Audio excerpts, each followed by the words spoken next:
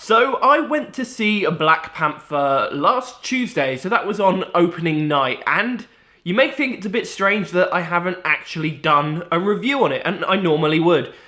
But I really didn't want to for Black Panther, and I think the reason for that is I just found the film boring, and I had so many problems with it, I don't think a review is really what I needed to do. Hence why we're doing this video today.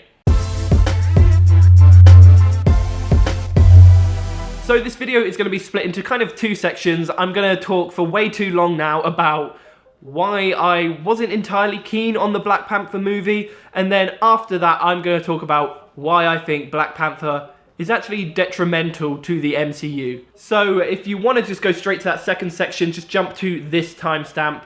I don't even know if it's here. It'll be on screen somewhere, don't you worry about that. Now, I just want to start by saying I don't think it's a bad movie, but I kind of just don't think it deserves the massive acclaim it's getting. It's on something like 97% on Rotten Tomatoes at the minute, and to be honest, I think that's just a bit silly. I think what's actually happening is people are just pussyfooting around the film because for some reason it's got this grand political and sociological status put on it, as if it's the first ever movie directed by a black person that could be successful. And I'm like, no. All your money is still going to the same people. It really doesn't matter. So when I look at this film, I'm not looking at it for any kind of reason like that. I'm looking at it like a movie, and as a movie, it's boring. And it's really not something I want to kind of talk about at all, because honestly, the whole racial issue that people seem to have around this film, it just doesn't affect me, it doesn't bother me. I go to watch a film because it's a good film, and yeah, I didn't really do this with Black Panther. And the real problem I have is when people are kind of dancing around the issue. Someone that I always watch for their reviews is Jeremy Jahns, and I kind of always agree with him. Like, we like the same kind of movies, and I kind of, out of all of the reviewers online, I think that he's the person that I kind of gel with the most. But in his review, he said something and I was like, Jesus Christ, just get over it. It really doesn't matter.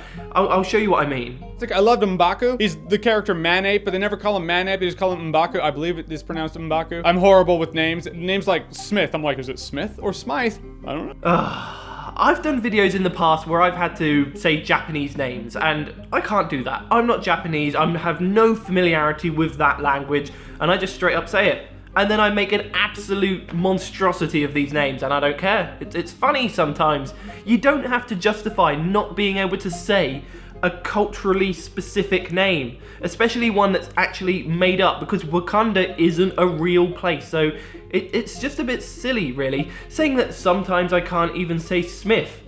No, that's just you covering your ass because you're worried people are going to think you're racist by not being able to say this name. It's not racist. But anyway, that's not actually my problems with the movie. Just sometimes Black Panther, he doesn't seem like a very good superhero. I mean, the reason I find this film boring is because Black Panther never gets to show himself off. Right at the start, and there may be a few small spoilers in here, so be aware of that. He has a really interesting fight scene where he basically takes on these armed guards of some convoy or something or other, and that is a really kick-ass scene. He's just there taking bullets, kicking everyone's ass, and it's really good. For the rest of the film, I don't think he really does much. Everyone seems to be really praising this scene about halfway through the movie where there's a car chase and saying, oh, this is such an incredible action sequence, Black Panther is amazing. I'm like, no, he's not. Black Panther sits on top of a car for 90% of this chase, and then right at the end is thrown off, takes a wheel out, and that's it. All he does is pull someone's wheel off. That is literally it. In the exact same scene, I really don't know the character or the actress, but Michonne from The Walking Dead, that actress, she is absolutely kick-ass, as is his sister, Shuri? Something like that. And that might be right. I don't know, but she's just driving the car, so she does more than Black Panther. He just sits on top, doing absolutely nothing, soaking up bullets, and I think maybe he takes out a car at one point, just using the suit, but he barely does anything. And that's a trend that just continues through the film. Later on, there's this whole Killmonger story arc where he basically has this moment where he says, is this your king? Because Killmonger has just kicked his ass. I'm like, you're supposed to be this badass Black Panther, and you've just had your ass kicked by some little kid that came in. I mean, You're supposed to be the Black Panther. You're meant to be this amazing fighter with or without the powers. It's like in Iron Man, he says, is it in Iron Man or is it in Spider-Man? I think it's in Spider-Man. He says if you're nothing without the suit, then you shouldn't have it. And he's nothing without the suit, is he? Like, as soon as he took that suit off, he got his ass absolutely handed to him. So yeah, he's pretty rubbish. And even the final battle, he's getting his ass kicked all the way through that until he does one move that wins him the fight. And I'm like, oh, okay, you're great. I'd rather just see a film about all of the warrior women. They were kick-ass. They did some really cool stuff, but nope, we had to follow T'Challa. I don't even know his name. He was just boring. Anyway, I didn't want to just rant about the film for a while, and I don't hate it. Don't think that I do. It's pretty standard Marvel, but I've seen standard Marvel be better, so oh well. What I wanted to talk about was how Black Panther just absolutely destroys the MCU. Because, frankly, it does, and it's all the fault of Vibranium. Vibranium is incredibly overpowered, and pretty much it's going to be one of them things like in Kingsman: The Golden Circle, when they can finally, what do? They heal headshots with some weird mask thing. That's going to be Marvel's Vibranium. Characters aren't going to die, and even if they get injured or something, it's not going to matter anymore. And I will explain why. Take Captain America, for example. Captain America is one of the standout Avengers, a lot of people's favourite. He is a super soldier, and he has a shield of vibranium, which allows him to stop bullets, throw it around, and because it's such an amazing, versatile metal, he can do all sorts with it. Now we have Black Panther. Black Panther is a super soldier, so I'm imagining he could probably go blow for blow with Captain America, but instead of him just having a shield, he has an entire suit made of vibranium. So whereas Captain America has to have some element of skill and being able to use his shield to block bullets and incoming projectiles, Black Panther just will walk through it, just taking all the gunfire, and it just doesn't matter anymore.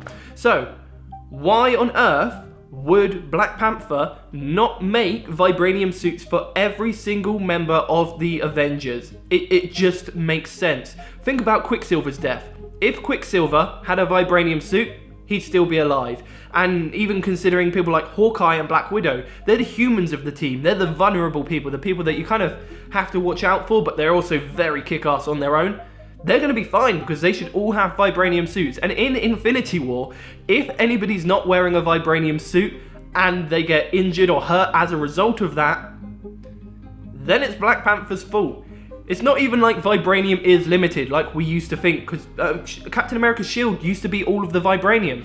No, not anymore. There is tons of it, absolute tons. So they can make suits for every Avenger. Iron Man should have a vibranium suit. Why not? That seems totally reasonable, and it just seems like it should be everywhere from now on. And even some of the tech that Black Panther uses would be really useful for every other Avenger. And I mean, he's kind of made Captain America a bit redundant, because he's basically the same as Captain America, apart from, well, better, really. I mean, Captain America's got his head exposed. Someone could just shoot him in the head. Can't do that to Black Panther. And maybe they're giving him these new energy gauntlet things, but why does he need a shield? Why does Captain America need a shield if an entire suit could be his shield? I mean, it's a bit world-breaking, vibranium is. It kind of just takes away all of the danger, I think. And I understand that maybe because we're now having these cosmic threats come in, people like Thanos, and when the Guardians of the Galaxy come down, they're going to have weapons that can probably just go straight through vibranium. But that's fine, because they'd go through anything else otherwise. But in terms of having like stories on Earth where you've got like characters with guns and all that kind of stuff, that just doesn't matter anymore. I mean, that's no longer a threat, because every Avenger should have a vibranium suit, and if they don't, then anyone that gets hurt is just stupid. And even if they do get hurt, I completely forgot about this fact. Captain America Civil War. Rhodes is hit with an energy beam from Vision, I believe, and basically loses the use of his legs. And Tony is at the end trying to help him walk again using presumably Iron Man technology. And that's quite a pivotal moment, quite a sad moment in there, where you kind of feel the weight of this fight that they're having. Not anymore, because in Black Panther, whoever the CIA agent guy is, he gets shot in the spine, aka he should be paralyzed for life. But no, Wakanda has technology to make that redundant. It's exactly the same as Kingsman, where they can heal headshots. It takes away any danger, because now who says if maybe someone gets stabbed by, I don't know, Loki, big Loki's scepter, they'll stab him, take him to Wakanda, they're fine, not a problem anymore. They're kind of, you got to be really careful with this stuff, because you can take any element of danger out of it, and that's why they're just going to have to keep ramping up and ramping up. Like, Thanos has to be so incredibly powerful now, just because, imagine Spider-Man in a vibranium suit. Whenever he takes on people that are just like robbing a bank, it's nothing anymore, is it? It's just not even, he just turn up there and the robbers might as well just give up. Like, they can't do anything to hurt him. It's, I think it's just bad storytelling, and I know it's from the comics, but in movies they do make changes, and I just feel like maybe vibranium should have been a bit more limited. Okay, so I have one more example. Now take, for example, the technology in Black Panther's suit, the kinetic energy redistribution stuff. Imagine making a suit with that exact same technology for the Hulk. So the Hulk has already got kind of indestructible skin, so that bit isn't really important. But this energy redistribution, no doubt in Infinity War, there's going to be some kind of punch-up between Thanos and the Hulk. And in that battle, if he had this vibranium suit, that would give the Hulk an even bigger advantage, because the Hulk is incredibly powerful. He gets stronger as he gets angrier, so he's pretty damn hard to stop, and Thanos has been one of the only people able to do it. But if he had that technology, then whenever Thanos hit him, he'd also have his strength on top of, I guess it would work out as Thanos' own strength. So it's basically doubling his strength. You've got to be really careful with this technology stuff. People probably said this about Iron Man, like, why doesn't Iron Man build suits for every member of the Avengers? And that is kind of a valid argument, but I can understand the reasoning behind it is where not necessarily Tony wants to keep this technology for himself, but rather having an Iron Man suit is a very particular style, like the combat and all that kind of stuff. If you think about Captain America, he's very boots on the ground, punching people in the face, whereas Iron Man is flying around and shooting people. That wouldn't necessarily work. Maybe he could make a Captain America specific Iron Man costume, and the same for people like Thor, but Thor doesn't really need one because he's basically a god. So you can kind of consider that. Hawkeye and Black Widow, maybe they would benefit from some kind of armor, but yeah, it's maybe stuff they want us to kind of just ignore in the canon, but it's becoming harder to ignore, especially now they've all got like laser guns and all this kind of stuff. It's gonna be pretty interesting to see where Marvel goes from here. And I'm a bit worried that they're gonna jump the shark a bit. Because the moment people stop being able to die is the moment that there's any kind of danger is taken out of the movies.